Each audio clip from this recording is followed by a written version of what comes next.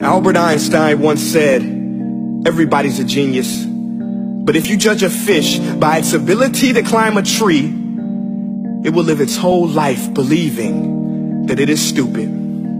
Ladies and gentlemen of the jury, today on trial we have modern day schooling. Glad you could come. Not only does he make fish climb trees, but also makes them climb down and do a 10-mile run. Tell me, school, are you proud of the things you've done? Turning millions of people into robots, do you find that fun? Do you realize how many kids relate to that fish swimming upstream in class, never finding their gifts, thinking they are stupid, believing they are useless? Well, the time has come, no more excuses. I call school to the stand and accuse him of killing creativity, individuality, and being intellectually abusive. He's an ancient institution that has outlived his usage. So, Your Honor, this concludes my opening statement, and if I may present the evidence of my case, I will prove it. Proceed. Exhibit A. Here's a modern day phone. Recognize it? Here's a phone from 150 years ago. Big difference, right? Stay with me. Here's a car from today, and here's a car from 150 years ago. Big difference, right? Well, get this. Here's a classroom of today, and here's a class we used 150 years ago. Now ain't that a shame? In literally more than a century, nothing has changed. Yet you claim to prepare students for the future? But with evidence like that, I must ask, do you prepare students for the future or the past? I did a background check on you and let the record show that you were made to train people to work in factories, which explains why you put students in straight rows, nice and neat, tell them sit still, raise your hand if you want to speak, give them a short break to eat, and for 8 hours a day tell them what to think.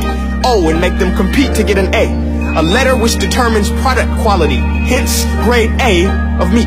I get it. Back then, times were different. We all have a past. I myself am no Gandhi. But today, we don't need to make robot zombies. The world has progressed. And now we need people who think creatively, innovatively, critically, independently, with the ability to connect. See, every scientist will tell you that no two brains are the same. And every parent with 2 or more children will confirm that claim. So please explain why you treat students like cookie cutter frames or snapback hats, giving them this one-size-fits-all crap. Watch your language. Sorry, Your Honor, but if a doctor prescribed the exact same medicine to all of his patients, the results will be tragic. So many people will get sick, yet when it comes to school, this is exactly what happens. This educational malpractice, where one teacher stands in front of 20 kids, each one having different strengths, different needs, different gifts, different dreams, and you teach the same thing the same way? That's horrific. Ladies and gentlemen, the defendant should not be acquitted. This may be one of the worst criminal offenses ever to be committed. And let's mention the way you treat your employees. Objection. Overruled. I want to hear this. It's a shame. I mean, teachers have the most important job on the planet, yet they're underpaid? No wonder so many students are short-changed. Let's be honest. Teachers should earn just as much as doctors, because a doctor can do heart surgery and save the life of a kid. But a great teacher can reach the heart of that kid and allow him to truly live. See, teachers are heroes that often get blamed, but they're not the problem. They work in a system without many options or rights. Curriculums are created by policymakers, most of which have never taught a day in their life. Just obsessed with standardized tests. They think bubbling in a multiple choice question will determine success. That's outlandish. In fact, these tests are too cruel to be used and should be abandoned, but don't take my word for it. Take Frederick J. Kelly, the man who invented standardized testing, who said, and I quote, "These tests are too cruel to be used and should be abandoned." Ladies and gentlemen of the jury, if we continue down this road, the results will be lethal. I don't have much faith in school, but I do have faith in people.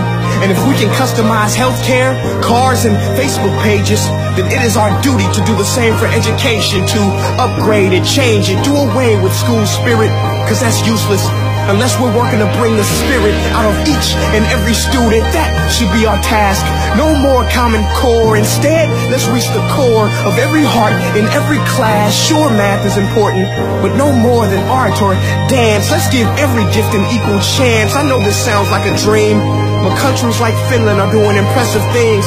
They have shorter school days, teachers make a decent wage, homework is non-existent, and they focus on collaboration instead of competition. But here's the kicker, boys and girls. Their educational system outperforms every other country in the world. Other places like Singapore are succeeding rapidly. Schools like Montessori, programs like Khan Academy. There is no single solution, but let's get moving. Because while students may be 20% of our population, they are 100% of our future. So let's attend to their dreams, and there's no telling what we can achieve. This is a world in which I believe, a world where fish are no longer forced to climb trees. I rest my case.